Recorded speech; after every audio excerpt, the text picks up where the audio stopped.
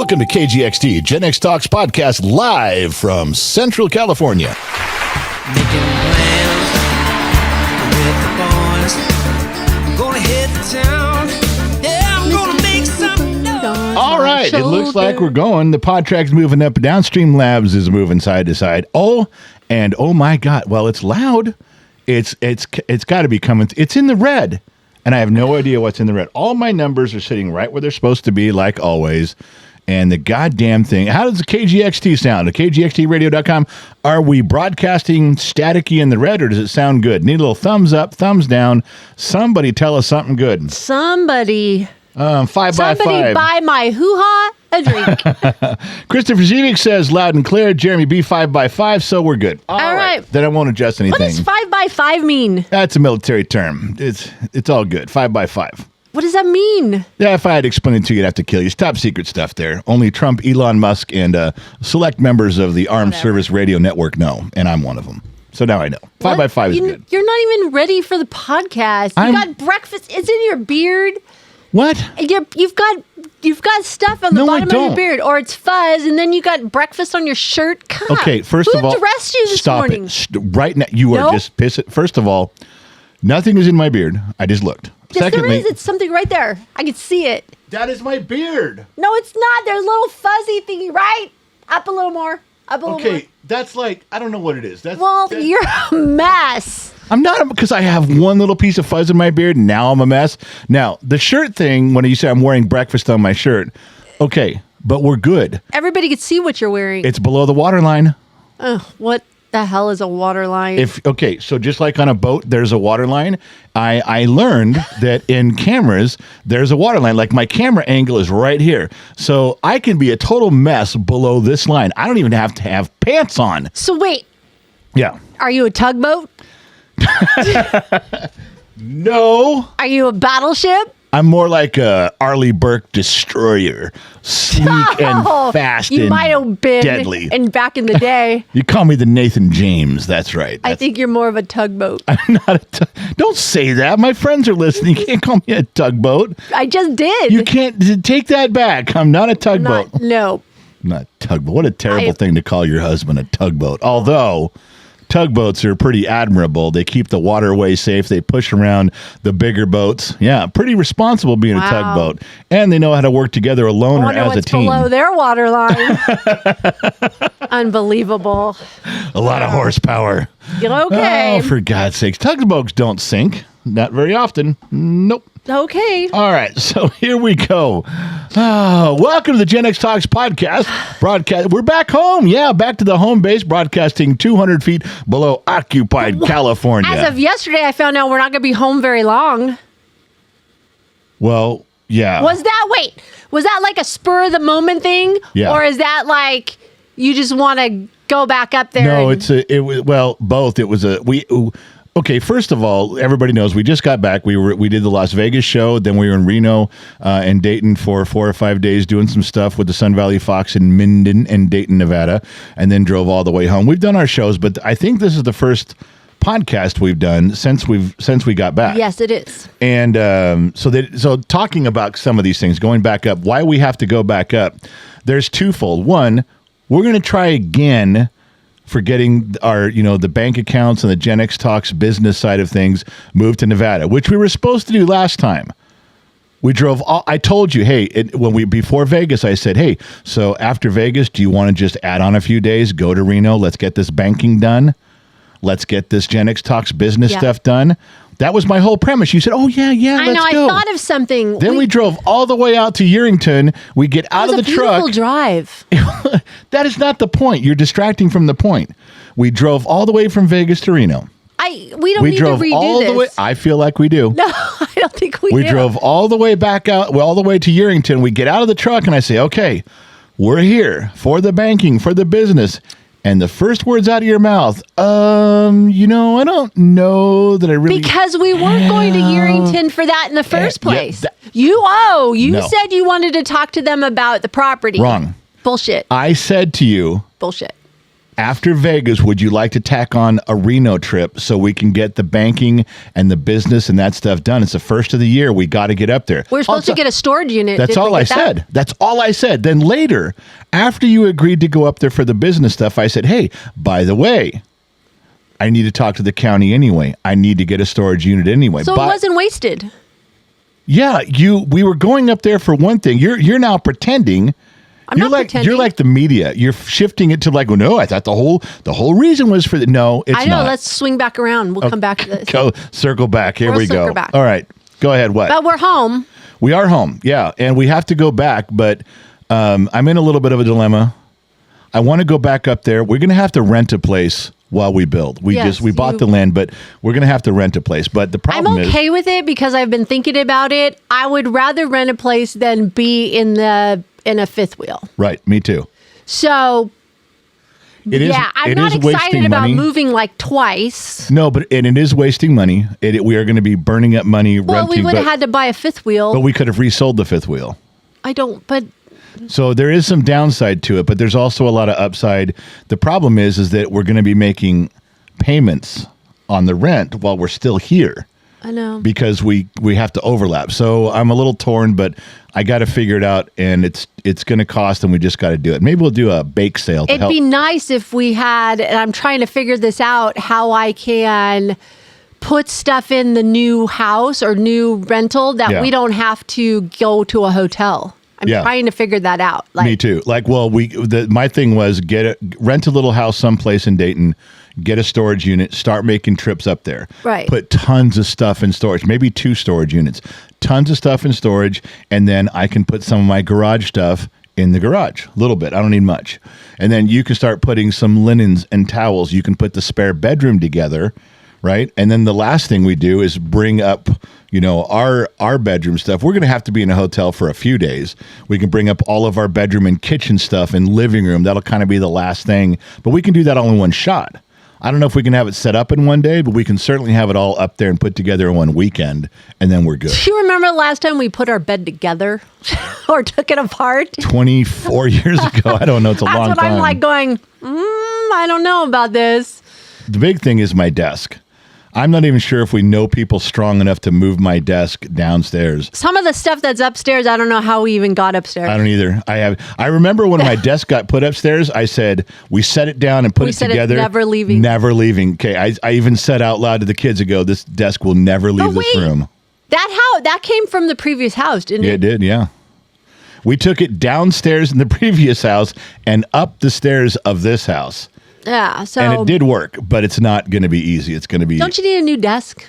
I love my desk. It's banged up and beat to shit and worn out. No. It's all rubbed from me, chairs rubbing. I don't care. I love my desk. I'm keeping my desk forever. Well, so anyways, let's go back to that. We got home, but did you notice that this was the longest we've ever been away from the dogs? It was quite a bit, yeah. It was a ton. And did you open the back door, Briggs? One of you did, and they bolted yeah, they couldn't believe how long we were gone. It was not good. Usually Ranger will ignore you. He punishes you when you're gone. Yeah, he'll stare at you like from a distance, go, no, I refuse to come over there. You left me. Not this time. This time he ran up to you like, okay, I don't know what I did, but I'm sorry, Bob. Whatever I did, don't leave me again. That was too long. Yeah, but I do have to say that Briggs's girlfriend, Addie, took care of the animals, and they all were fine and great. And you know what? I think she made really good friends with the dogs because it was somebody that they're used to. She's been over at the house. Yeah. And so, she came over that day we came home. She was here. And the dogs were, all excited to see her, too. So that was a good thing. I mean, that ended up to be fine. Which is good because Jade didn't do shit while we were gone. We were gone 10 days. She was supposed to be painting the Gen X Talks bus. Hasn't touched it. Nope. I checked on our security cameras the days that she was in charge. The dogs did not get fed on time. Morning or night. One time they get fed at 4:30 at night. 2 nights it was after 6:30 or 7. One of them was even 8 o'clock, and I had to text her and go, "You didn't feed the fucking dogs," and they're sitting there waiting for their dinner. Oh yeah, I'll get to it. I can't tell you how angry, and especially how she's been behaving lately. But that's for the Jade update later. I'm just mad about that. So I don't think we announced that we did staff member of the year in Vegas. Well, If people were there, they knew. saw I it. was going to say that we did a lot of stuff in Vegas that we did talk about a lot of it, but yeah, I think we missed staff member of the year. And I don't want anybody to think that we're just like, oh, staff member of the year. Okay, just give it to somebody or give it to someone new, give it to someone, give it to Josh Madness because he's always so lonely and upset. Give him the award, or give it to Disney Kid because he's new and give him a little. No, we actually give it to the staff member that like fucking kicks ass and does a lot and gives unselfishly. So you can announce who won. It was Trippy Pineapple. Oh, you say that with such a smile. You're like, oh, Trippy Pineapple. Yep. So that's like the third year in a row that guy's won. He's won the award for best staff member. He's definitely all over the place as a moderator. Not just a moderator. No. He's in charge of Discord. I mean, He does a lot. he does a lot for And us. he'll drive up here and spend a weekend up here and help fix the studio up and rewire things and help get us going. He does quite a bit. So, he definitely wins that award. So Vegas was good. Trippy won. I almost fired Sammy Joe from staff in Vegas. That in Las Vegas, she almost got fired, believe it or not. For getting too close to you? No, that was VidCon. She almost got fired in VidCon for being Well, you too didn't close. have your piece of paper with you, so that's what I was wondering. I needed my paper plate or my piece of paper for distance, put it in my fingers at the end of my hand and go, Yes. You stay arm's length away. And a paper. And a paper plate. And she wasn't there. No, this year, she just fucking got on my nerves. I don't know whether she was drunk, giddy, or what it was, but she just fucking. Okay, so we have a staff dinner, and I tell everybody, hey, now tomorrow at the meet and greet at the main event, let's make sure that we, as staff, we all walk around. Let's make sure we shake everybody's hands and talk to everybody. Ask them where they're from. Make everybody feel welcome. Don't leave anybody out. The speech was a little longer, but that was it. So the next night, we get to the event, and of course, staff and all of us were there early. And I start talking again to staff. I say, okay, now look, remember, we're here. Now let's remember to greet everyone. Let's make sure. And she yells from across the room, you already told us this yesterday. We know. I just about blew a fucking gasket. I was like, shut the fuck up. I'm saying it again. I didn't say that, but I wanted to. And then the other one she does, which she does every time. She can't help herself. I think it's an uncontrollable reaction. The evening is going along great. Everybody's having a good time. And I got the microphone and I'm working the crowd and everyone's watching. I'm doing a little stand-up stuff. And I get to the point where I say, reminds me of one of the greatest philosophers of the 20th century, Iceman from Bodfish. Now, everybody knows in about 30 seconds. Everybody knows the punchline. Yeah. Everybody knows I'm going to say it. They're all laughing. They're getting ready for it.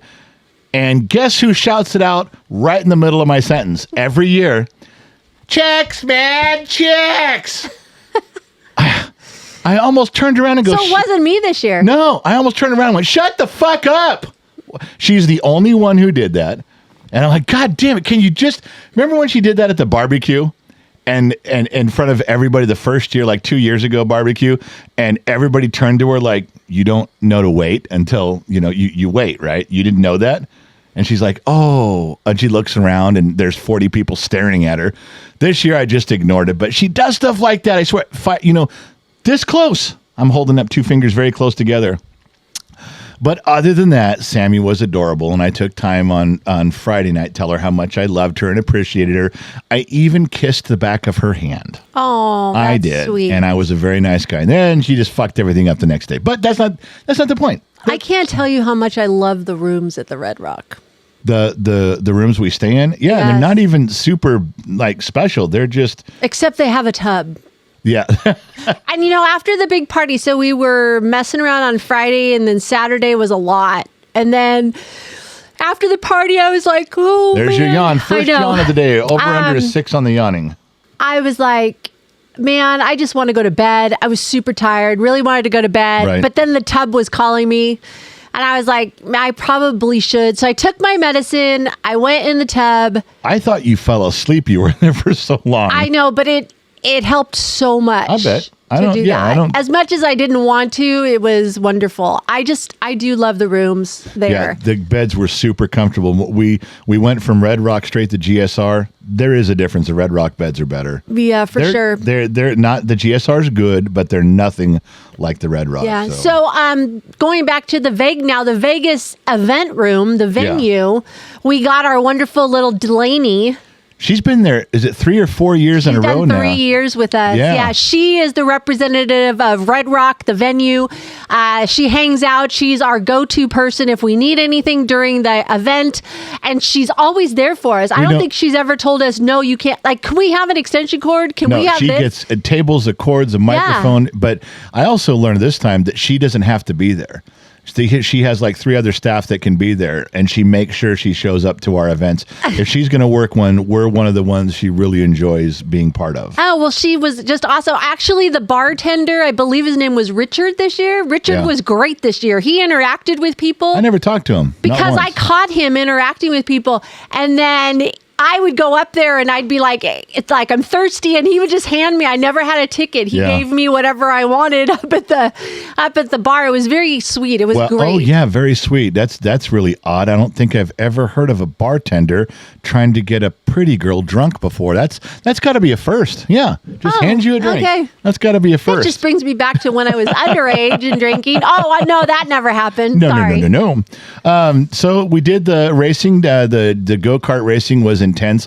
A lot of accidents this year. A lot more than before. People ramming into each other. Very competitive. Even your 2 sons were getting on each other. Yeah, you were part of just listening and then showing the video that you had, and those 2 went at it. Yeah, and then my oldest son sat there and just one race. He realized he couldn't win. He just ran everybody off the road. He's like, well, I couldn't win anyway, so fuck it. I just hit everybody. He just ambushed everybody. I wonder where Briggs gets it from. Yeah, David Black won first place again 3 years in a row. There was some controversy, and there was a re-race of the final laps. And I think Christopher would have, Shannon Brigode's husband, should have been in second or first place on that, but there were some car issues. They reran the race. David Black won. I'm not opposed to David Black winning. He's always in the top 3. Yeah. He did not have the fastest lap times this year. The people beat him in lap times, but overall, he did come in first place. Yeah. The biggest benefit to David winning, we don't got to hear him bitch about it for a whole year on how he didn't win. That's true. So that's good.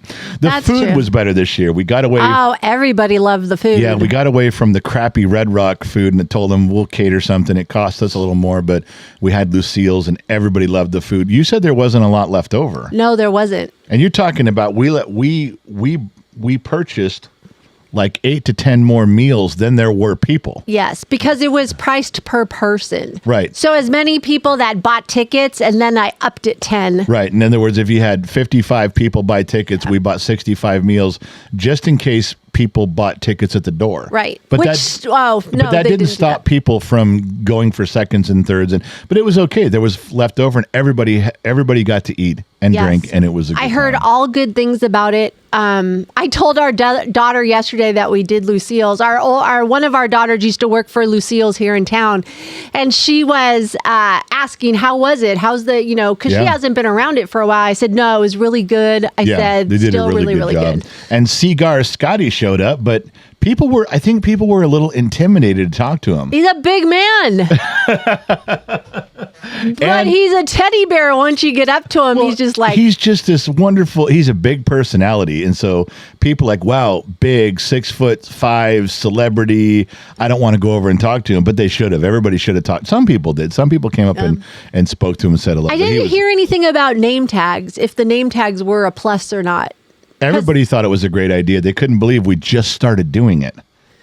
Yeah, but I didn't hear yay or nay if it was a good thing or not. But I don't know. Because, see, why I'm saying that is that we met most of the people the day before. Well, I don't know. So it's kind of like... Maybe, but it's kind of like saying, well, I didn't hear if having a fork with our dinner was a good thing. Did anybody hear if a fork was a good thing with dinner? Oh my gosh, you shut just assume a fork is going to be a good thing at dinner. You really don't talk about it, but you always No, I appreciate prefer a knife. having a fork there. So people had the name tag. You don't really talk about it, but you assume it's a good thing. Yeah, it's a good thing. Oh my God, Guess you're what? such So is an ass. silverware. So are glass. You know what? We actually had lights turned on in the. Don't make me throw these paper towel things at you. I'm just. So speaking of toothaches.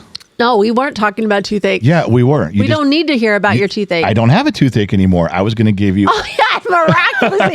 It's like a car fixes itself. So- oh, yeah, a toothache fixes itself. You want to? You're starting to get under my skin right now. I'm going to come after you pretty hard in a second here. I'm trying. I'm not having another one of these shows where you beat the shit out of me for the whole trying. hour. All right. So remember back when I had a toothache? Oh, back. Okay. Like 2 months ago or whatever. I learned something because I drink with these flexible straws because you don't want, temperature of something hitting your tooth and having it hurt, cold or sweet or hot. I thought you'd use the straw because you don't like shit in your beard. No. It's never been a consideration. I only started drinking out of straws recently. I've had a beard for 25 years. What are you talking about?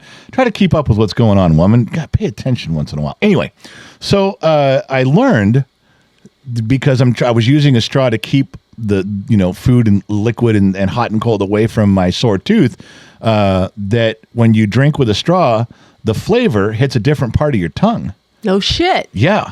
Like if you drink, let's say you drink a Coca-Cola and all of a sudden you're drinking a Coca-Cola out of a straw and you're like, hey, I got to get this past my tooth. So the Coca-Cola hits the back of your tongue, whole different vibe of drinking that Coca-Cola. Okay. And I was like, wow, I wonder what other flavors I've been missing. Oh, so my I started goodness. drinking all sorts of stuff to taste. No, it's different. It's really different. Now, I'll admit there was some whiskeys and bourbons I didn't feel really comfortable drinking out of a straw, and not that they made much of a difference, but so now I find myself drinking out of a straw and pointing the straw at different parts of my mouth. Listen, there is nothing wrong with exploring the inside of my mouth with flavor. That's all I'm trying to tell you. I am not touching that one. I'm just saying that for people that don't. This goes back to elementary school in Yeah. science when we learned about the different things on your tongue and what it does, salty, sweet, I got it. So now, 50 years later, you're going, oh, wow, something new. Yeah, that's exactly right. I'm letting my people. goodness. This is a public service announcement for all the people out there who've never had a toothache and you've never had to use a bendy straw to make sure the fluid going into your mouth points in different directions. Let me assure you, you are missing out. How about go to the dentist and get your teeth fixed? Then I would be back to drinking things the normal way and be missing out on all of the different areas of my tongue and the flavor. I think you like to be in pain. No, I'm just saying that I'm letting people know who don't have toothaches that They're missing out? Yeah, yes, they can go check this out and okay, go get a bendy straw and try different, letting the Coca-Cola or whatever. Do you see what I put up with, people? This is completely unbelievable. Okay, this is a rational thing. I'm not wrong on this. Rational? Yeah, completely Oh, rational. yeah. I come across this with everybody when they're drinking a straw. No, maybe not everybody thinks of it like I do. Maybe not everybody is as adept as I am. This is a big thing, man. No. Are you... okay, since we're on rational thoughts, are you Yeah. still watching alligator videos? Because please tell me you're not. Okay, just I don't want to hear about cats. The cats, like big cats. Okay, listen. First of all, yes, I'm still watching alligator videos, but I've simplified it. No matter what alligator video comes up, I'm rooting for the other animal. No matter what. I sent you how to get out of a alligator roll. I sent you a video about it. I did that about a month ago, so it would You did? ease your pain. Yes, I did. How to get out of an alligator roll? Yes. Is there a way to do that? Yes, there was, and I sent you the video. What- Obviously, you didn't pay attention because What'd it that would have say? stopped it. What was the way? I don't know. I'm going to have to go find it, I guess. Because you didn't pay attention either. Because I don't have any fear of alligators. I'm not coming in contact with one. Unless I go to the zoo.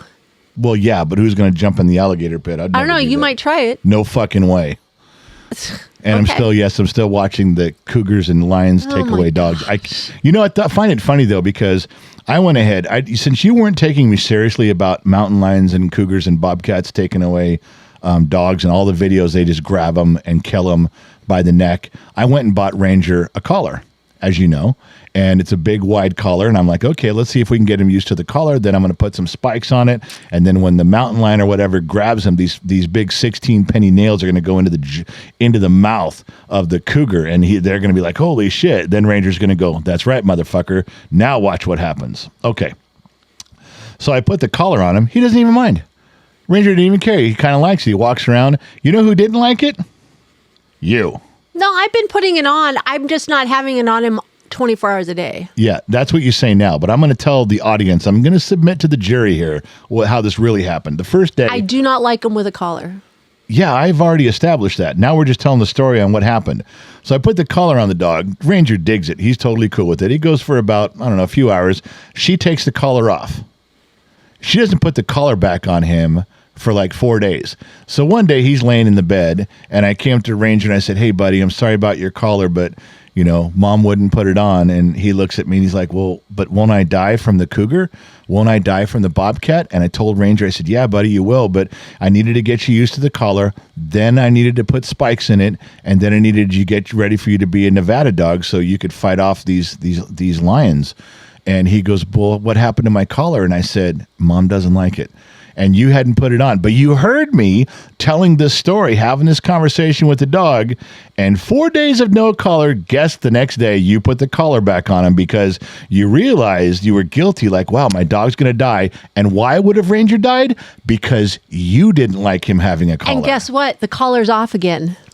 Yeah, you got to leave it on there. He's got to get used to it. And then he does, but I don't want him to think it's a punishment. So you put it. He doesn't care. Oh my God, whatever. But I have a question for you regarding cougars in the area of Nevada that we're moving. Yeah. How come the organic farm that's right next to our property, that's been there for 5 generations, has sheep outside?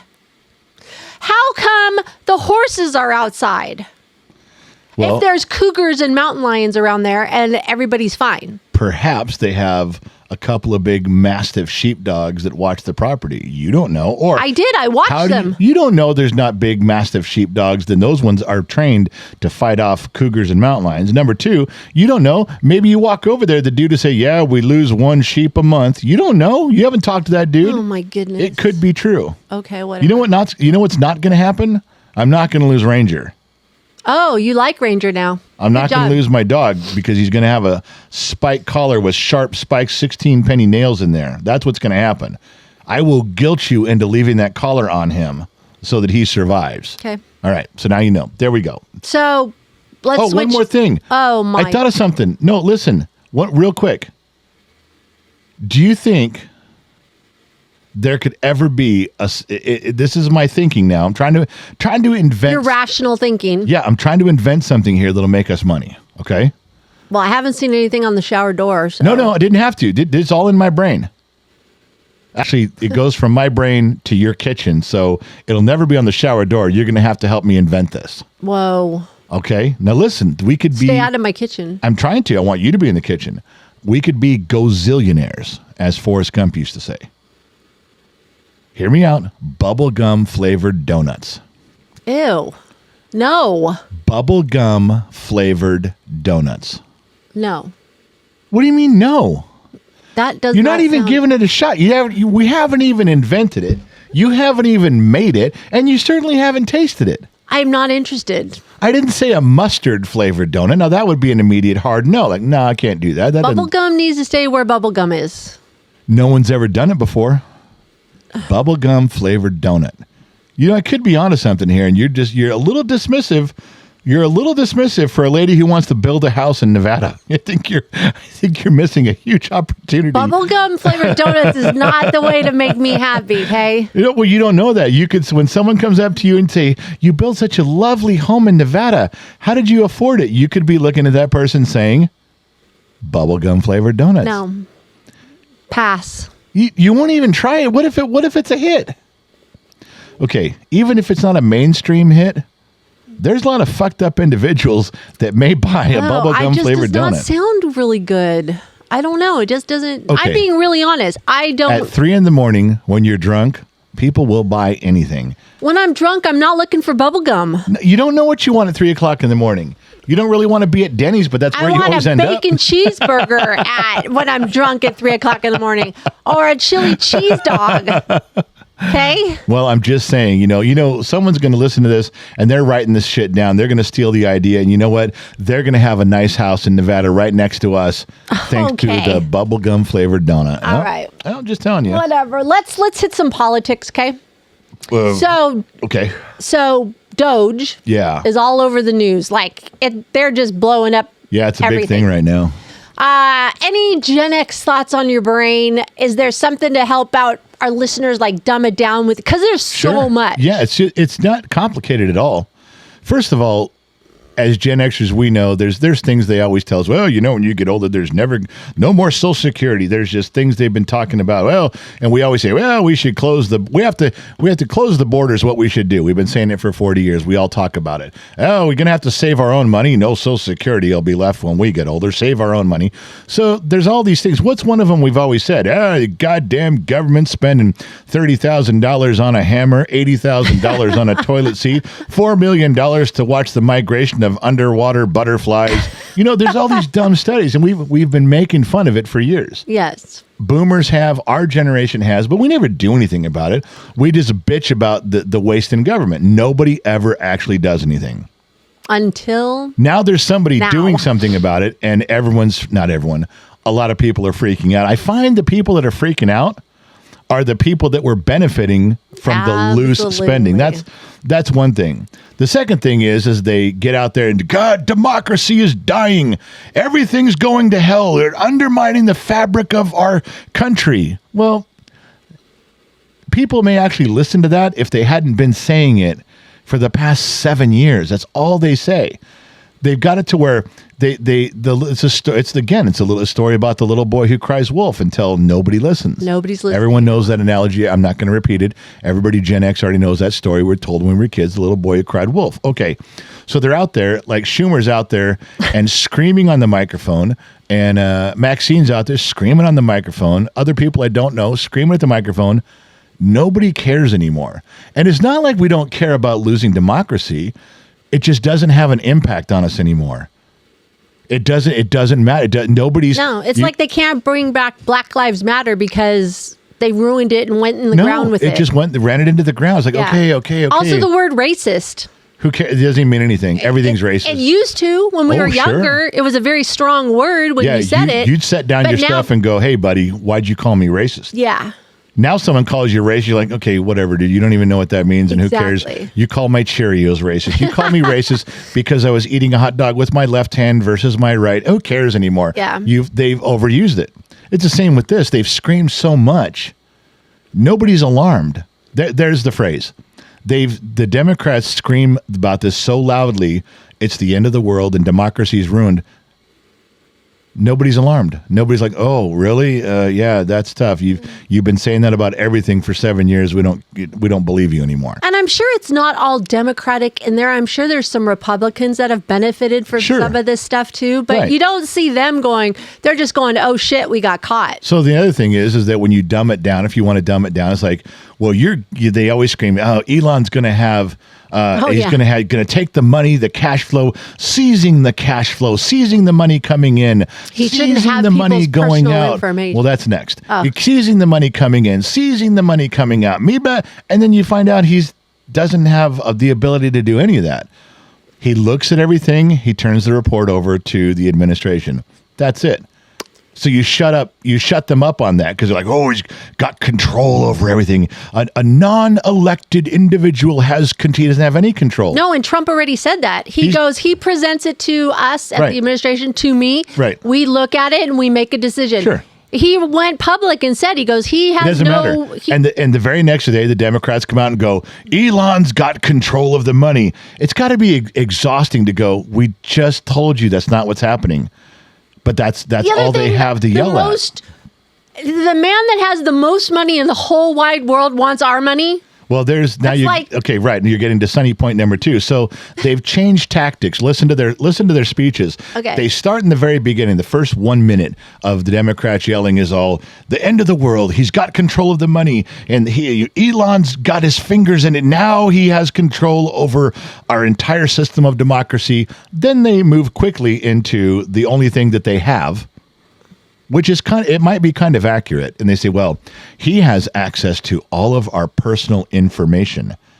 Now, again, that used to be a scary thing. Do I want criminals having access to our bank accounts? No, we're all very careful about that. Do we want strangers in Pakistan or China having all of our personal information? No, we really don't. We always guard against that. Our shields are still up, worrying about that. And along comes Elon and the Democrats. He's got access to all of it.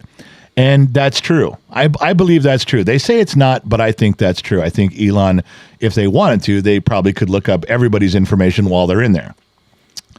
I'm not really worried about Elon or anybody on his team using my money to go take out loans in my name or steal my banking information. If he was a low-life criminal, I'd say he's the wrong guy to be poking around in there. He could steal some information. I think you trying to convince me that Elon Musk has access to everyone's personal information. So what? So he can steal it and buy a house? And so does the government. He can buy the house. He didn't need. That's right. There's no correlation. Even that argument, which I agree is probably, hey, you shouldn't do that. But here's how I explain it. Someone called me the other day and said, hey, explain this to me about Elon poking around, looking where all this he's sniffing around all these things looking for bad stuff. Mm-hmm. But he could also be in there getting personal information. I said, well, look at it like this. You call a policeman and go, you meet him on your front lawn, you meet the policeman in your driveway and go, there's 2 cops, go, hey, there's someone in my house. There's a bad guy in my house. Could you go find the bad guy and get him out of my house? Just like we're telling Elon, go in there and find all the bad stuff and then get it to Trump. We'll get rid of the bad stuff. Right. While the cops are in there looking for the bad guy, could those cops be getting into your underwear drawer? Sure. I guess they could. Could they be sifting through the bills and the records and things that are out on your desk? Sure. Well, I guess they could. They're in there it's like a fireman comes in to find the fire in your house and put it out, and you're yelling at the fireman, don't look in my underwear drawer, man. Don't look in my closet, asshole. You don't have the right to my information. And the fireman's going, I'm trying to find the fire and put it out. Yeah, you just turn a blind eye to my wife's panties, motherfucker. You see what I'm saying? That's my Gen X common sense way of looking at it. Yeah, I guess they could be poking around, but they don't need to. All these people are more rich than we are, most of us. That's what I'm and they're in there to solve a problem, and they don't have control over it. Literally, this is such a cut and dry thing. We've all wanted this for years. We've wanted someone to come in with a baseball bat and stop the waste. And we've all talked about it. Why wouldn't we want to reduce our debt? I don't understand. Why wouldn't... Because the people that this is okay, it's like if you're let's say you're at a bank and there's 40 employees at the bank and everyone is stealing a little bit at the bank. But we all know that we're all stealing, so no one turns anybody in. We just keep stealing. Then a new president comes in and starts cleaning up and starts looking into who's stealing. All the people that are stealing are going to be opposed to now. Who's this new president coming into our bank, and who's he to question us about our stuff? Who's he to? Because they're the ones stealing. So and there's no way they can't come out and go, America, you didn't ask for this. Yes, we did. We've been asking for 50 years. Well, he has control over the money now. No, he doesn't. He's just looking. Trump has control. Well, he has access to all of our personal information. Yeah, I guess, but I don't care. He's not like he's going to do something with it because it's Elon. He doesn't need to steal our money, our Social Security account, and he doesn't need all that shit. Right. So they run out of stuff to say, and the Democrats are back to the same old playbook. Same old playbook. The sky is falling. The world's coming Trump's to a an dictator. end. To Hitler, and now Hitler's got his Himmler. Elon is Himmler. He's going to go around and ruin. And that's just what they're saying. So if you want my Doge thing, that's it wrapped up in a nutshell. In kind of a break it down to common sense, nuts and bolts. That's how I would do it. Well, I think the Democrats are shocked that they found it so quickly. That's what I think, because every day something's getting revealed. I think they thought they had a little time, but it's like, what are we, 2 or 3 weeks in? The thing that I saw is hitting the fan. I saw Elon put out a chart the other day. Oh, I've seen it too. And it was the money that went to U.S. aid went to company A. USAID or whatever. They go in there and they say, all these people go, no, we never got any money from USAID. We didn't get money from USAID. Prove where we got money from USAID. There is no payments from USAID to anybody. So Elon says, I can prove that USAID gave money to Chelsea Clinton. And they were like, what are you talking about? There's no relationship there at all. No friendship, no account, no phone calls, no emails, no nothing.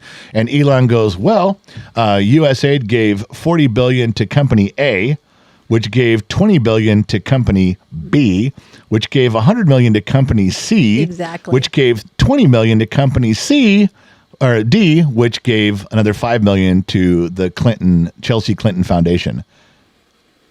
So they just pass it around from company to company to company. And you say, well, that company D was the one who gave the money to Chelsea Clinton. And they get money from everywhere. Well, it's true. They get a lot of money. So did it technically, can you prove it came from just them? No, company D still has that money set aside. They didn't They didn't pass any along to Chelsea. It's still in the bank over here in the corner.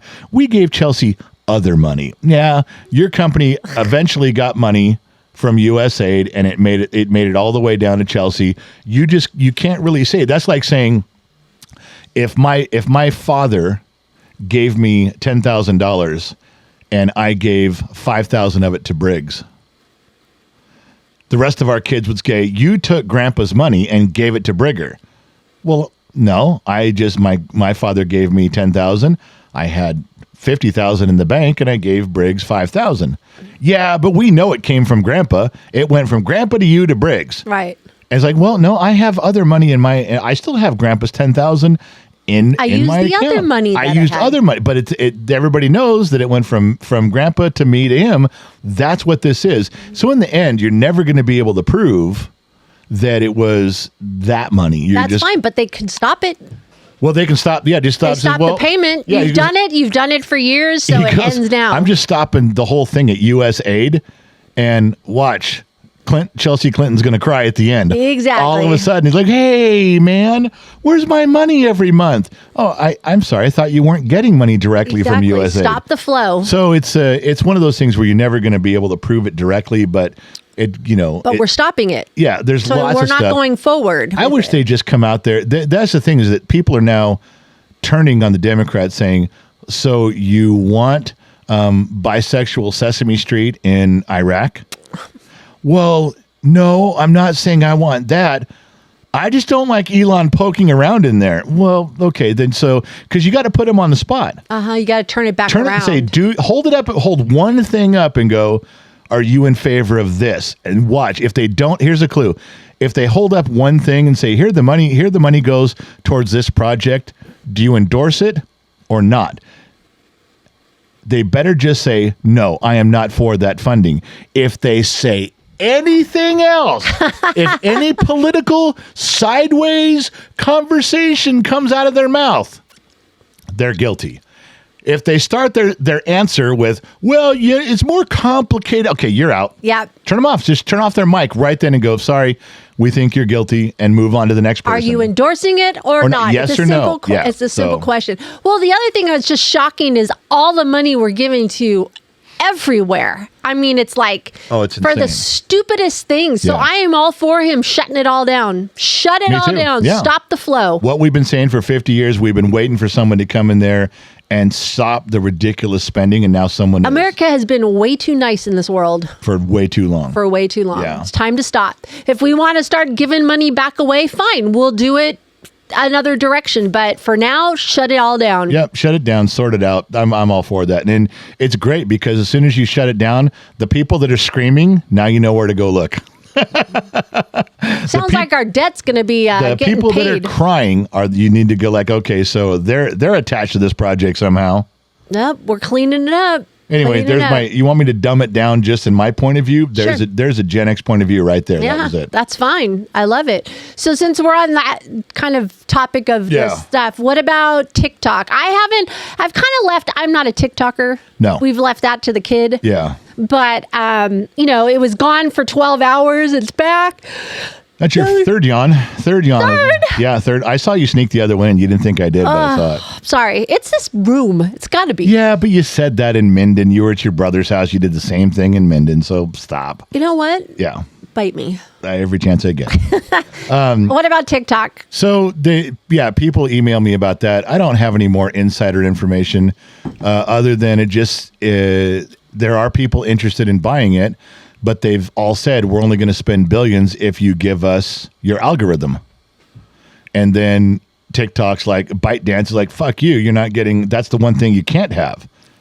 You can't have the algorithm. So you don't think it's going to go forward? Well, everyone's just staring at each other right now. It's kind of like, I don't know how, why would you spend $40 billion or $60 billion on TikTok without the TikTok algorithm? Why wouldn't you just start your own company for way less? Okay, well, what would be the point of keeping TikTok? I mean, I know there's lots of people that watch, but what is the advantage? It makes money. It makes a lot of money. If you could buy TikTok from ByteDance complete and with leave the everything algorithm? with the algorithm and everything intact, and there was obviously with the thing of having somebody turn off the spyware. That's all you got to do is buy it and turn off the spyware.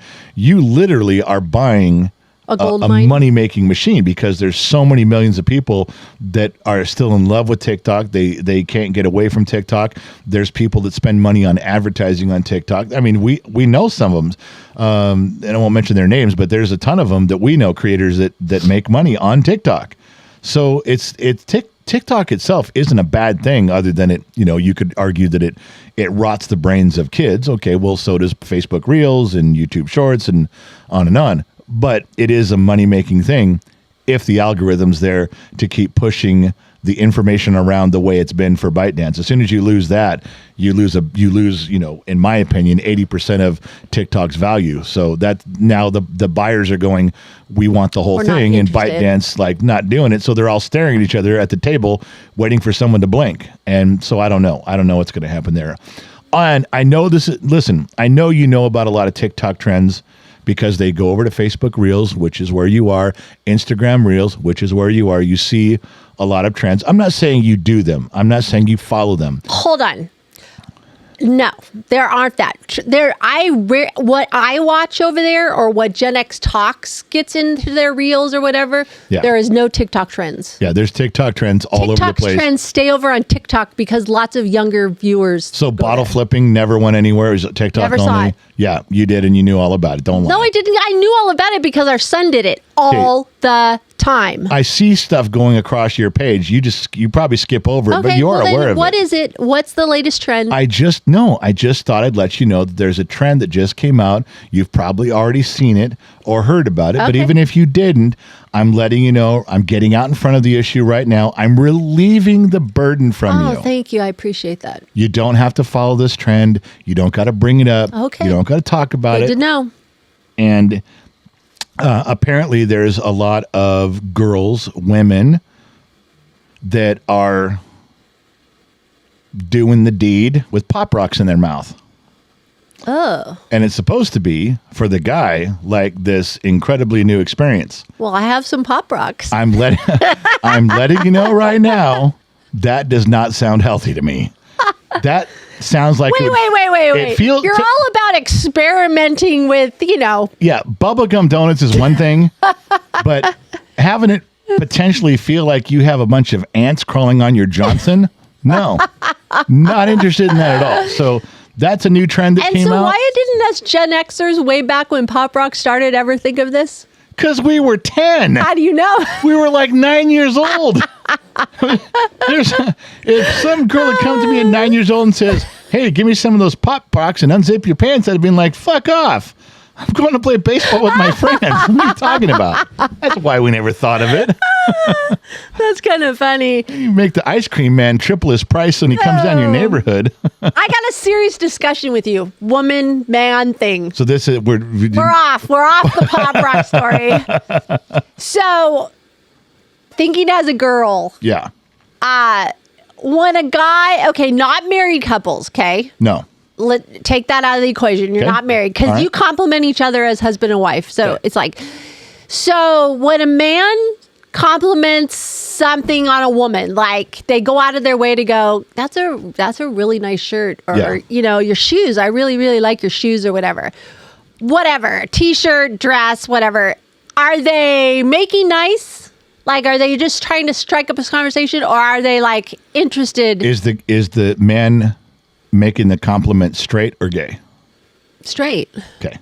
I like it when a gay man says it. That's awesome. Well, yeah, 'cause that's then- like my best friend in the because whole wide then- world. then They're you- honest, Then you know he really took some time to evaluate it. but they're honest. Yeah, I got you. I'd rather take a gay man's compliment or not a compliment before my girlfriend. Okay. I really would. But anyways, go back to my thing. Yeah, he's trying to sleep with her. No way. That we're jumping right to sleeping with that person. You asked me how guys think. Okay, I wasn't even going there. I was just like, are they interested in that person? Yes, like they've already thought about what they look like naked. Yeah, every time guys are How like did that. that code come up that, hey, why don't you just compliment a woman? How'd that happen where it's like, oh, I'm going to go compliment the woman, but that really means in code? Guys, okay, let me help you out with our dedication to the topic of badonkadonk. Dedication. We will sit there and compliment an acquaintance or a friend's girl, right? Their purse, their hair, their nails, their shoe, once in a while for years. And that one will go, okay, Bob over there, he's not interested in me, anything other than friend. You know, Bob and I have been friends for 6 years, and Bob every now and then he'll compliment my shoes.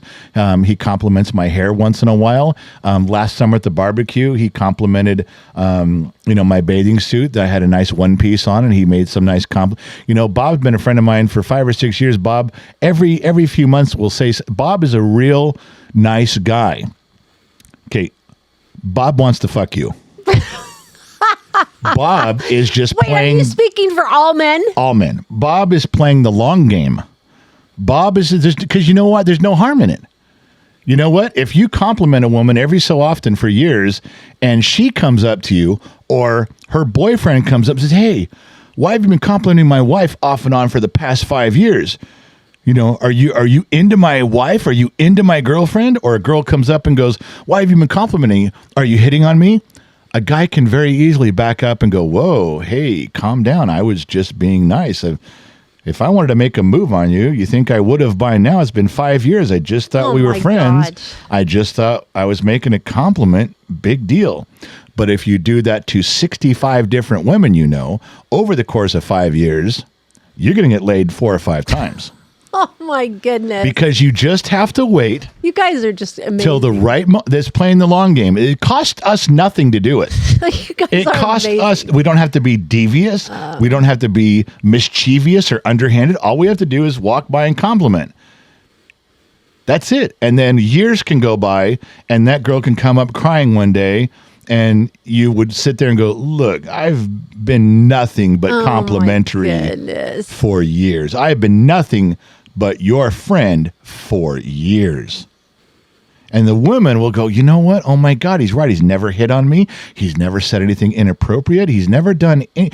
I really like this guy. If this is is true- the guy I want to be with." If this is true, all the men that are listening to this podcast are going, dude, the bro code. Oh, I know. Yeah, right now there are people unsubscribing from Gen X Talks as fast as they can.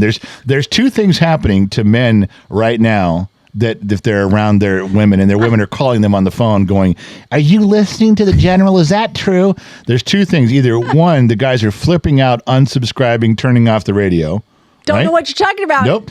Or they have to look at their woman and go, "Okay, not me. He's not talking about me."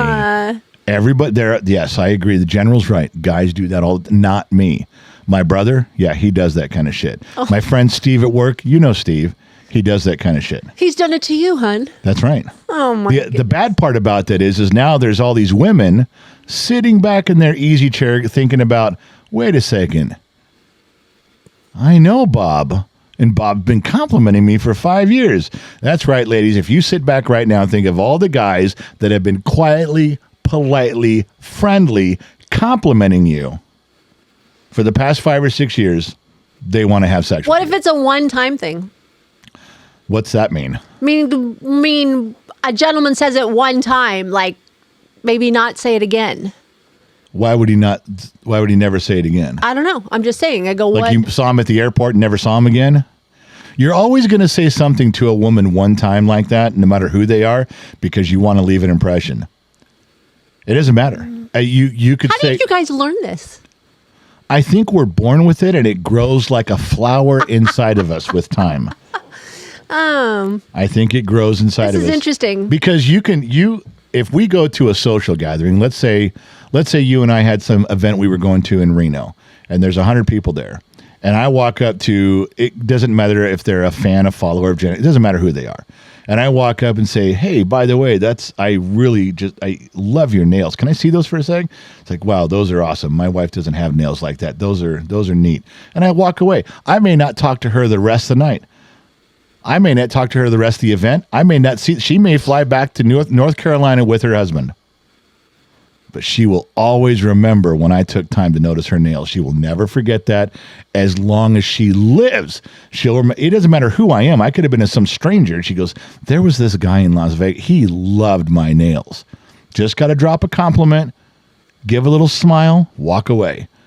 The hook is in for I don't care if I didn't see her in 10 years. If I saw her in 10 years, she'd walk back and go, you remember me? I saw you 10 years ago in Vegas. You liked my nails? That's how it would happen. Interesting. And I'm not wrong on that. Interesting. Yep. There you go. Yeah. Making me think. Yeah, you're thinking of all the guys that complimented you in Vegas or said something nice to you. Like, hey, wait a second. There's a couple people that said some nice things to me. Yeah. They did. They wanted to have sex with you. They just didn't want to tell you. Oh, my gosh. I don't think it's that Yeah, drastic. true. I don't care. I don't think it's that drastic. Well, that's because you're a chick. We count on you guys not thinking it. We count on that. We count on you going, no. No, I want to say he's just a very nice person that came and complimented me. Okay, well, if you gave me 10 people and 10 compliments, I'll pick 3 of them, call them up and ask, do you want to have sex? All 3 will say yes. Oh, my gosh. All 3 of them. I'm not going to do that. No, you're not. No, I'm not. But I'm telling you, it's there. I don't care whether you believe it or not. We no, count. it makes me think, I wonder how many my husband has done. How many he did in Vegas. How many women I did in Vegas? I didn't do any women in Vegas. No, how many you complimented in Vegas. Oh, every one of them. Every single woman that I came in contact with, I made sure that I said something after we introduced. I made sure that I gave them some sort of a compliment to make sure they felt welcome, like that I was noticing them, everyone. And here's another one. So that's my point. So you wanted to sleep with every single one of them. Well, deep down, probably. Yeah. But see, there's a thing inside of me. It's just a compliment. That's what I'm trying to say. You just want But you said it was your premise of your question was a single guy. Now, if I was single, yeah, every one of them I complimented. I'm ready to have sex. All of them. Yep, everyone. Okay, what if a married guy does it? Probably the same thing, but you can hide sometimes you can get away with saying no. The married guy could probably say, yeah, he was just being complimentary. Because if you're married and you're happily married and you're not going to cheat on your wife, you're not going to have sex with another woman, these things are still inside of you.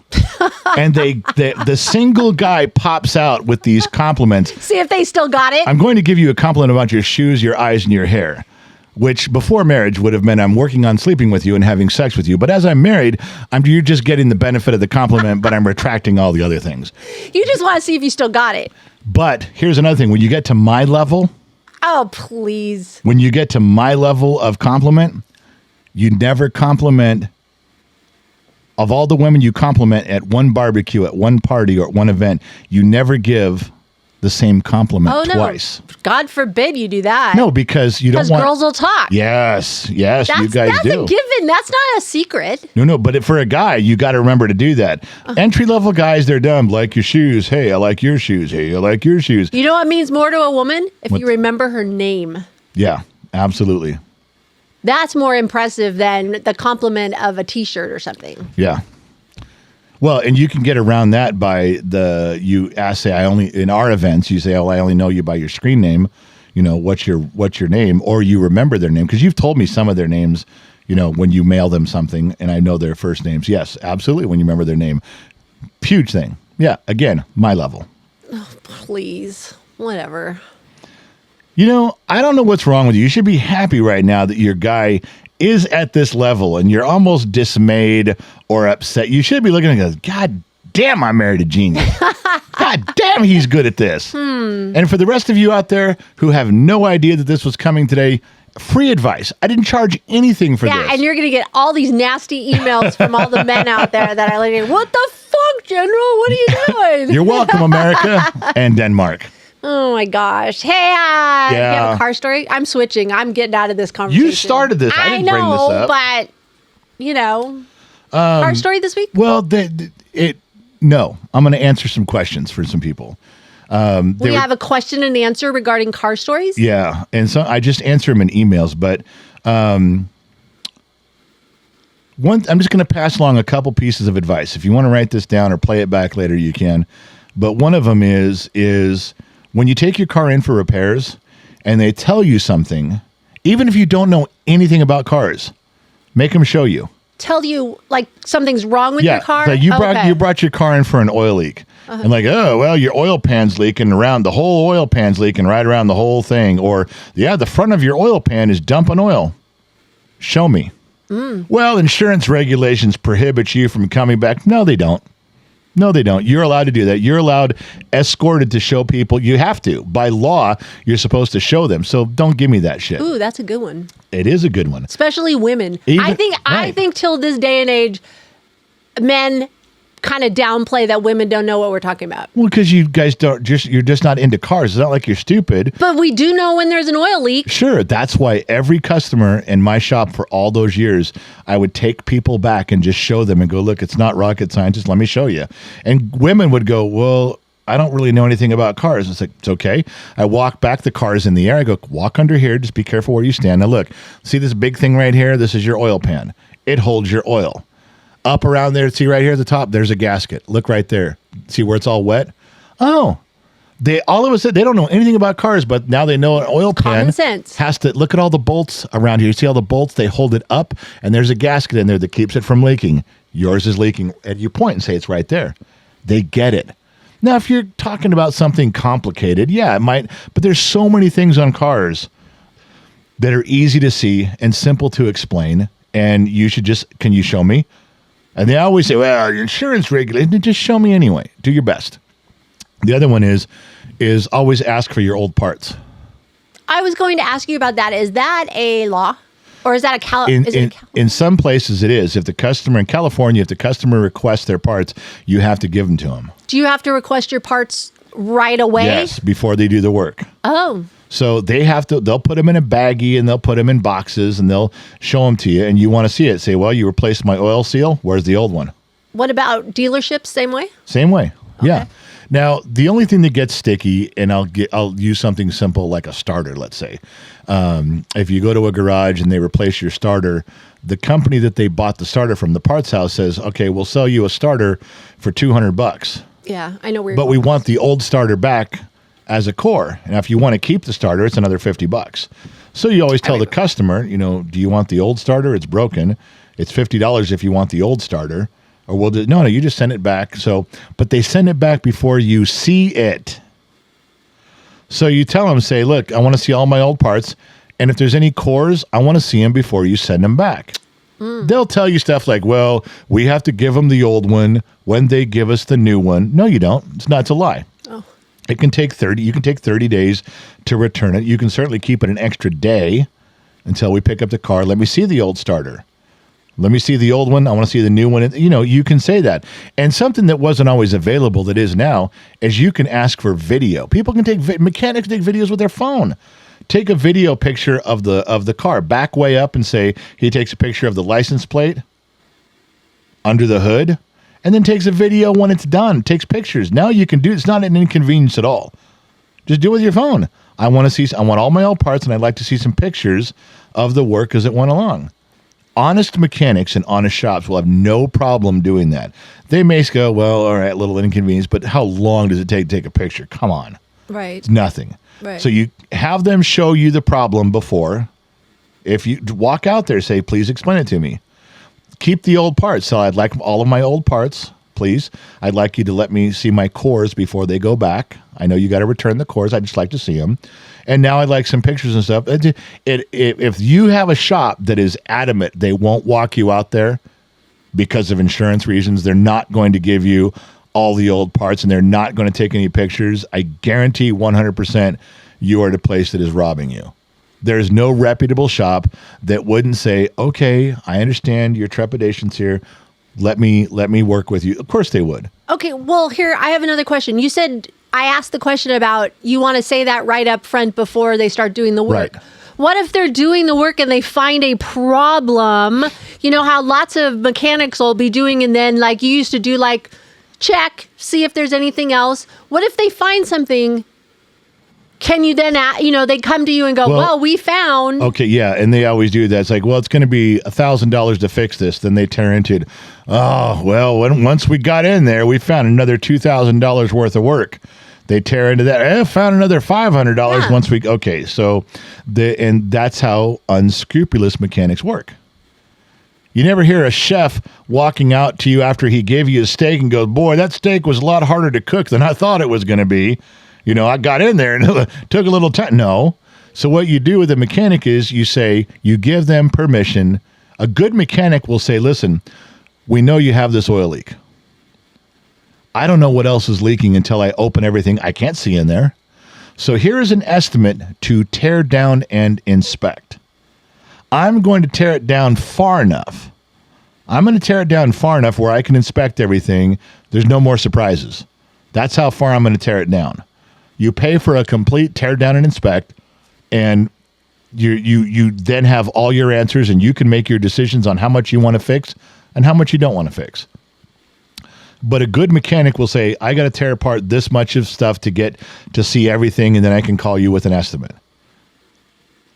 Anybody who says, well, I'm going to go after this one, and then I'm going to go after that one, and then I'm going to go after that, they're doing that completely wrong. The only situation that I've ever been in where that kind of domino theory can be legitimate, and it's very rare, is let's say you have a car with 150,000 miles on it, and they come in with an oil leak. Why? Well, because that particular gasket has 150,000 miles on it, and it started to leak.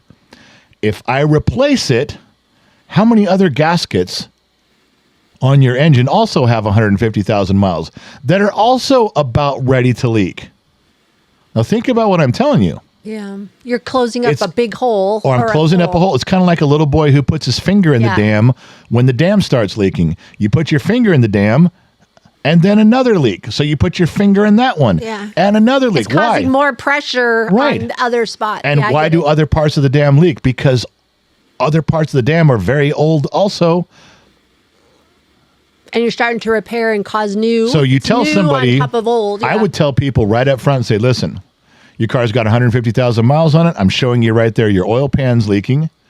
I'm telling you when I fix that, you got a bunch of other gaskets and seals that could start leaking tomorrow. I've heard you tell people that. And the next one could leak next week, and the next one could leak next week because they all have 150,000 miles. So you either have to be okay. Maybe they won't leak at all. Maybe none of them will. Right. But if they start leaking, I don't want you to come back here and go, every week I come back and there's a new leak. Yeah. So do you want me to take your engine out and reseal the whole thing? And let's just get it done? Which is $5,000? Or do you want to just go with leak by leak as they come up? Because I'm telling you right now, I'm going to have you sign a piece of paper that you understand that your car is 10 years old and has 150,000 miles in a lot of summers, a lot of winters, and a lot of miles. Then they get it. But if you explain it to people up front, then it's their choice. And they get it. But yes, you can absolutely just, you tear down and inspect as far as you can. Then you can say, here's everything I'm seeing. Well, could there be more? No, I tore it all the way down to the problem. So no, I don't think there's anything else other than we are fixing gaskets and leaks that may occur in other places. So as long as you have a shop that explains things to you like that and is upfront about it and is willing to let you see your parts and take pictures, you have a shop that is trying so hard to keep you as a customer. You got to give them a little latitude. That is a shop that's really trying. That's just That's cool. my opinion on that. So, what we didn't talk about, which I turned on you and did your sayings, was our check engine light came on this last trip on the truck. Oh, my God. The truck has like 25,000 miles on And it. the check engine light comes on while we're driving it. And I say, this piece of shit truck, it's brand new. It's got the check engine light on. You give this long pause sitting in the passenger seat and you go, well, sir, has the performance No. of your... A really good mechanic once told me. Yes, has the performance of your vehicle changed when the check engine light came on? And I looked at you and said, no, it's driving pretty good. And you said, well, then chances are, rule of thumb would say that you're probably going to be okay, but you should have it checked at your next convenience. But you don't got to pull. You lectured me with my lecture. Yes, I did. We're driving. At that moment, you almost went from passenger to pedestrian. I was so mad. I was like, I thought that was so great because I did it almost word for word exactly what you've told our kids that. You've told me that because remember, I used to panic when the check engine light I used know. to come You on. call me and go, check engine light's on. I go, pulled okay. off on the side of the road. The check engine light's on. I go, how's it running? Is it making any noises? Did it change the way you're driving? Did the performance of the vehicle change? You're like, no. Is it making any noises? And you got out and listened to it running? No. Is it leaking anything on the ground? No. Okay. Then get back in. We'll just drive normal. We'll get back in. Tell them what, but then as a mechanic, tell them your check engine light is connected to so many things. Yeah. Like it could be, what was the one thing you said right away? What's like the one thing you... Well, on ours, I just said it was the gas cap. Yeah, but tell people that because that's the number one thing for check engine lights is gas caps. They wear out, and ours is even dumber. We don't have a gas cap. No. Those new cars have a stupid flap that closes on a spring, and it has to seal. It has to seal the ventilation of your gas system, but you get dirt in there. Dirt can hold the door open. Remember, gas vapor can't even get by. And if there's little grit, little sand, it can cause it. So it's just dumb. But I want people to know that just because they're check engine light doesn't mean it's necessarily their engine. No, you just go, no, it doesn't mean that. You just can, the rule of thumb that I always told people was if you're driving down the road and your check engine light comes on, but you're still driving pretty much the same as you were, sometimes I say, well, pull over and listen to it. They get out, pull over to a parking lot, and then let the engine run. Does it sound like anything's banging or clanking away? No. Are you leaking anything on the ground? No. Okay. Then just get back in, finish what you're doing, and get it checked as soon as you can. But don't panic. Now, people drive down the road and say, my check engine light came on and my engine's check. Yes. Yeah, shut it off and call a tow truck. But, most of the things that happen, the check engine light turns on when a sensor just slips out of its parameters for a moment. It can happen 3 times in a row. Check engine light says, well, that sensor was out of its parameters 3 times. It'll turn the light on, even if the sensor goes back to where it was supposed to be. It's like, we got a problem here. That happens often, so not everybody needs to panic and tow your car in. Well, I got a question. What if the check engine light comes on and then it goes off for a while, comes back on? As a mechanic, what do you think? It's not staying on solid. Okay, here's another basic rule. Cars don't fix themselves. No, they don't. So if your check engine light came on and goes off and comes on and goes off, it's just what it's indicating. You probably have an intermittent problem. Just go get it. Tell the dealer.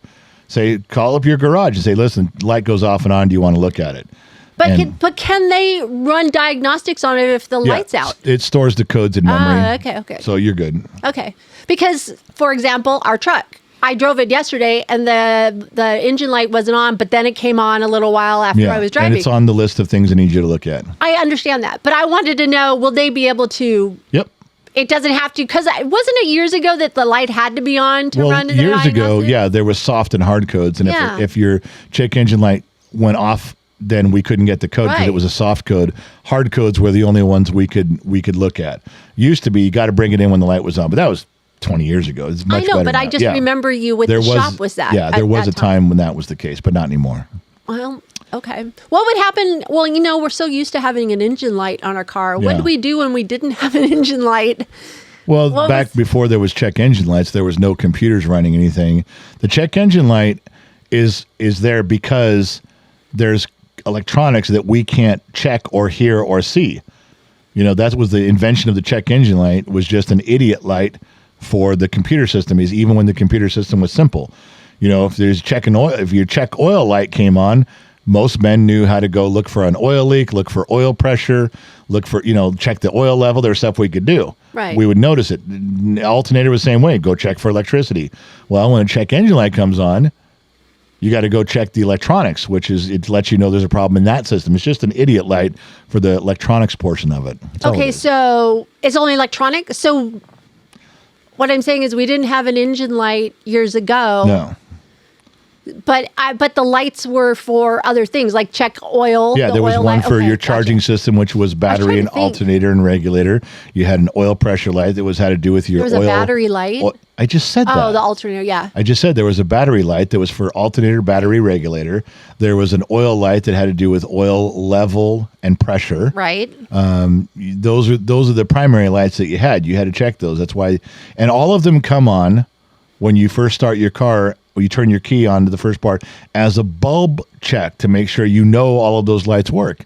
That's why those come on in the beginning as a bulb check to make sure that everything's hunky dory before you start your engine. Oh, so I got one more. Oh my one more God! thing. We've been on this for half an hour with cars. What? No. It's about our daughter came by yesterday. Oh, thank God! Our daughter, and it's regarding car insurance. Here we go. What? No, I thought you explained it really well. Like her car is 11 years old now. She's got full auto insurance on it, and She has was full coverage on an And she was 11-year-old asking car. you, her Well- insurance went up $40 A month. a Yeah. month, and she was like, she was kind of hemming and hawing about paying an extra $40 a month, but she also wanted to know, could she take some of the stuff off of her car insurance? And I told her really simply, I said, because she's going to move to Texas in about a year or less. And I said, just leave it. I said, you start shaving down your insurance from full coverage, you're taking a risk, just like taking a risk not having insurance. You take a 50% risk when you have 50% insurance, and you take much less risk when you have full coverage. You still have some, but not all. And I said, for $40 a month, how much is that a year? I mean, $500 a year. Not even $500 a year, is it? $500 for the year. And guess what you get? You get the peace of mind. Leave it. You don't start shaving stuff. You start trimming stuff down so you can save $40 a month, and you save that, $500 a year. If you get into any sort of an altercation, an accident in California, and this ends up going to court and lawsuits, you don't have that full protection covering you anymore because you wanted to save $40 a month. I go, you're going to wish, Dad, I just should have paid the $40 a month. I shouldn't have been so cheap. I should have just paid it. I just while you're living in the state of California, while you're figuring this out, pay the fucking $40 and who cares? Right. Let it go. Drive with as much coverage as you can. It doesn't fully protect you, but it helps a lot. And just ride it out. Because if something happens, you're really going to wish you had just paid the $40. So just when you get to Texas, then reevaluate your car. Do you need replacement insurance on your car? If your car is $7,000, do you want your insurance to pay for it, or do you want to pay for another car? Then sit down and evaluate. But wait till you're out of here. Right now, up your coverage. Get it before you leave California. Make sure you just covered as much as you can. Who cares about the cost? It's the peace of mind.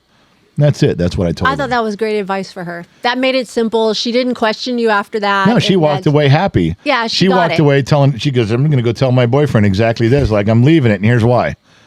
Her boyfriend's a cool cat. He's going to go, that's probably smart. Yeah, we should just do that. Yeah, exactly. So, anyways, I thought today was we talked about a lot of things. It's true. So you didn't ask me about Shopify. Oh my God, every day. Shopify. I thought I would let everybody know the site will be going live soon, and it's not just Gen X Talk stuff. We're doing a lot of nostalgia stuff Yes. on there that's going to be fun. You're but also, welcome, America. there's also people ask because we have people beta testing it for us. Right. There's people that have been helping us out, look at some things, buy some things to see the quality. We pulled some stuff that wasn't any good. But one of the vendors has a big supplement thing of vitamins and supplement pills. And they're probably all generically okay, and probably some of them are good, some of them are bad. So I called marcyzavala.com. And I got her on the phone, and she goes, she was at the airport.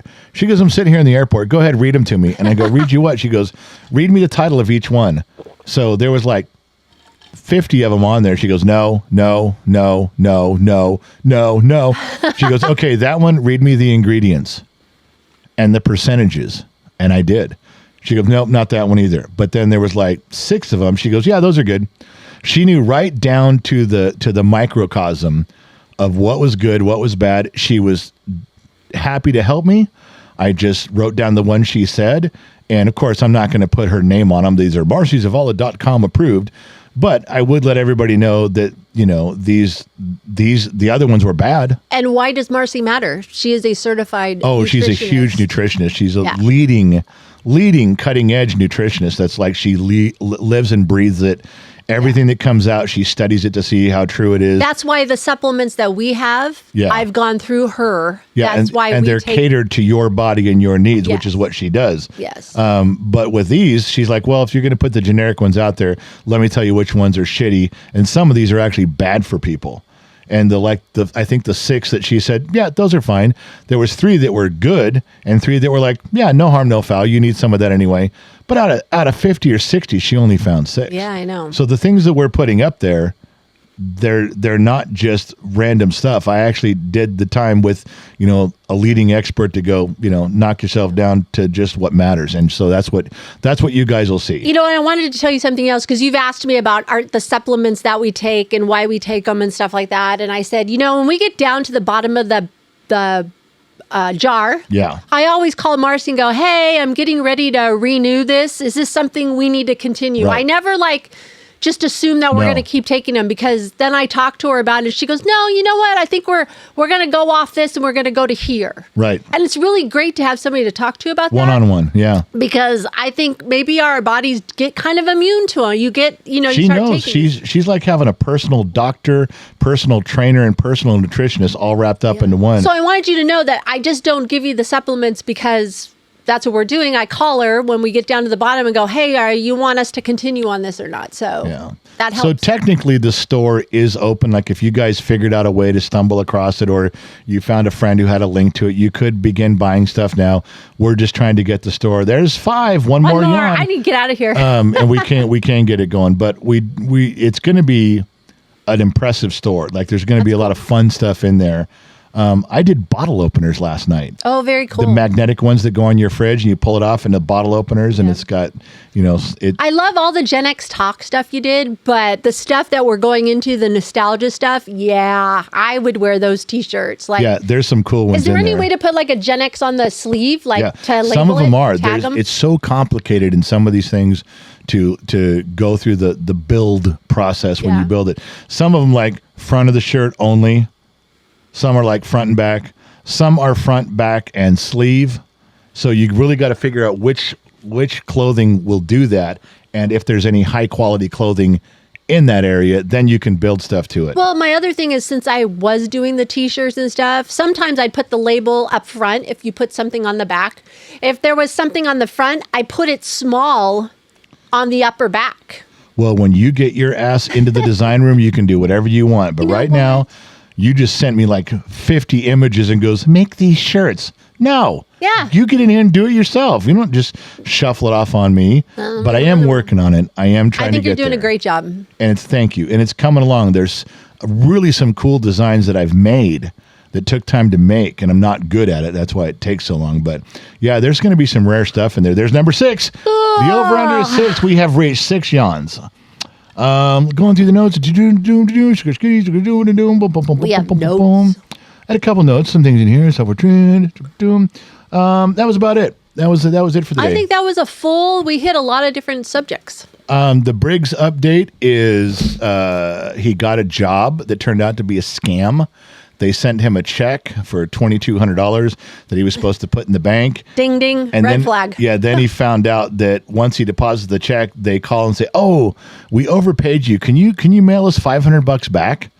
Turns out the check's no good, and he lost $500. But his father intervened ahead of time and said, dude, you're getting scammed. He's like, no, I'm not, Dad. This totally happened on legit. our road trip. This happened after we left Las Vegas, Yeah, while we were in started Reno. talking about it. And I'm like, okay, tell me what you're doing again. He tells me the whole story. I go, okay, you're getting scammed. He goes, no, Dad, it's totally legit. And then what I do? And then you got on and started looking up the scamming I was looking on things, Reddit and everything. and you found exactly what was going on. And he goes, God damn it, I thought I started work on Saturday. And he didn't. But we just saved him, though. Just saved him money. So, but it reaffirmed something for him because he made a comment like, something was bothering me. He did have a hint. And it was a 19-year-old like, oh, I really want this job, but something's not feeling right. So it was kind of affirmation that his gut instinct was like, I asked him, I said, why'd they send you $2,200? He goes, well, they want me to buy specific computer equipment. Make them buy it off their own I go, why wouldn't they just, if it's proprietary, why wouldn't they just send you the computer? Amen. Why send you the money to go buy the computer? Why wouldn't they just send you the computer? He goes, Dad, it's not how it works. You don't know how it works. But then I said to him, I go, remember when school gave you a computer? The school gave you a computer that had a code on it, an ID and then all of a sudden he was like, oh, all of a sudden it kind of clicked. Like the school didn't say for you to go get your own computer. So he was upset. I will say that I saw in the last 10 days some very definite marks of maturity with him. Something I've been waiting to see, some little things that a parent goes, oh, okay. Now, some of them I've given him word for word instructions and said, walk out there and behave this way. And he does it. But it's been catching on. Now he's starting to do it on his own. He's still lazy on some stuff.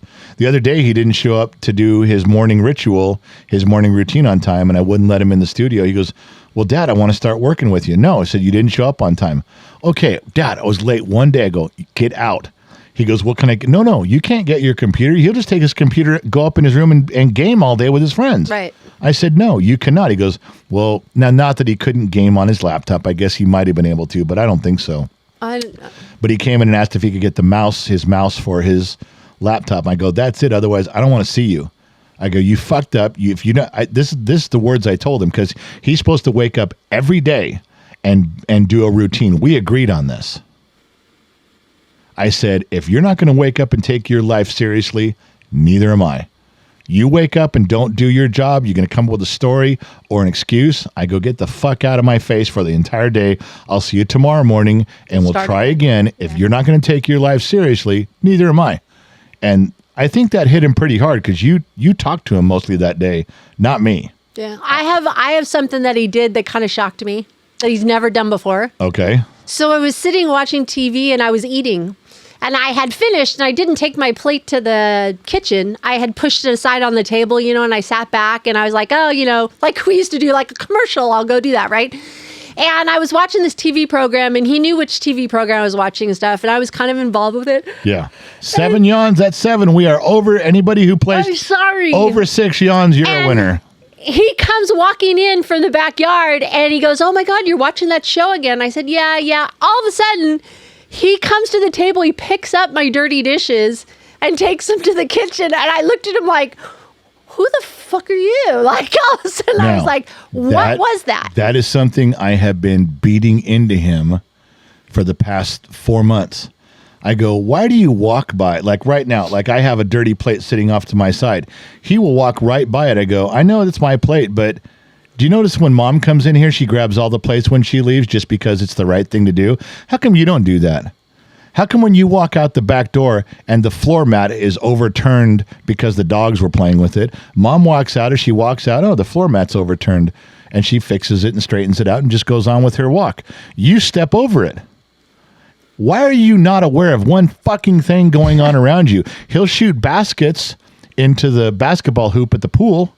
He goes and gathers up the ball. But if the pool skimmer, which is on the roll around thing, the pool cleaner is on its side, moving but not functioning, why don't you notice that? How do you not notice things around you? When Mom leaves the laundry basket at the top of the stairs because it's too heavy for her to carry down and she's going to ask me to do it, you walk right by it. Why are you so fucking dumb you don't see things like an adult?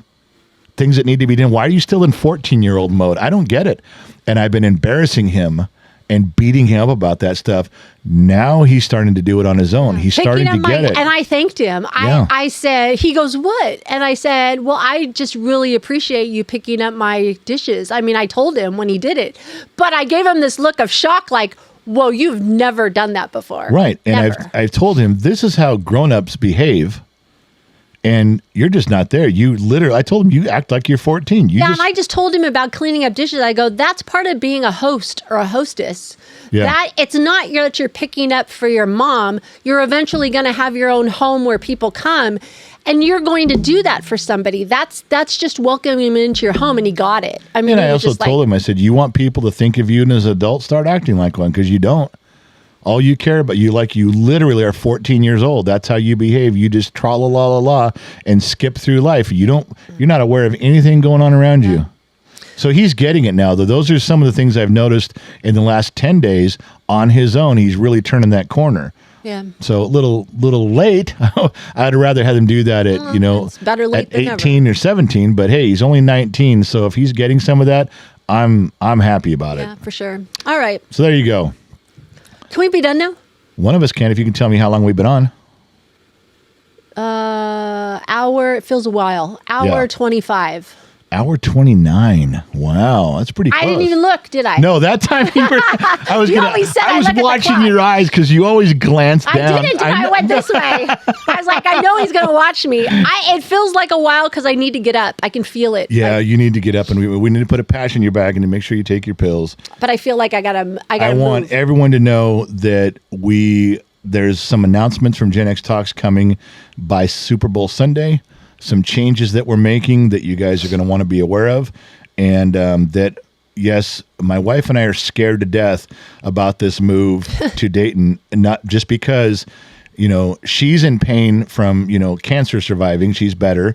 But I'm old and fat with bad knees. If Briggs were leaving right now, if he walked away and went to college back east, we could not physically move all the furniture in our house. We'd have to pay somebody to do it. We'd have to have kids come over from high school that we know in college, that friends of friends of friends. And the same thing up there. We'd have to rely pretty heavily on Christine Matlock to say, hey, you did it before a few times. Can you we're scared to do this because I'm not in the shape I used to be. And I don't even care if we were both 35. There's stuff we couldn't do on our own. It's a little bit too, even at 35, we were tackling some pretty big projects. Yes, we did. But we had 8 kids at 30. We did. We had 8 kids that we could help do. That helps. Well, not all of them. But some of them. But I want you guys to know this is weighing on us heavily.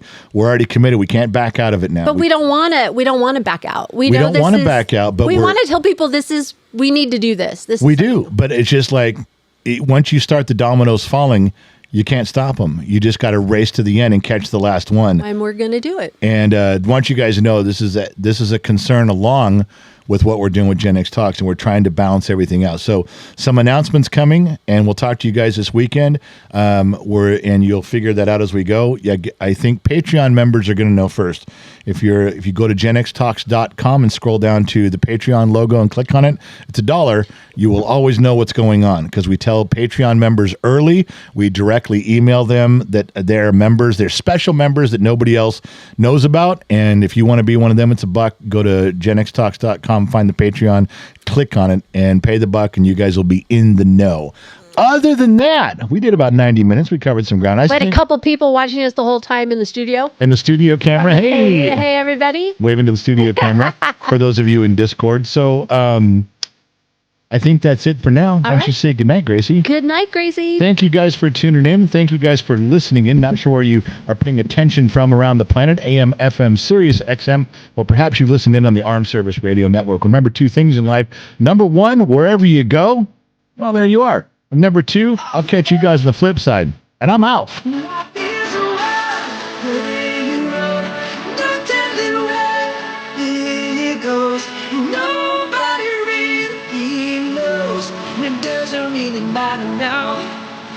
Now we talking ourselves, chasing. Everybody's real, no less. This could be our last. That's all I want is.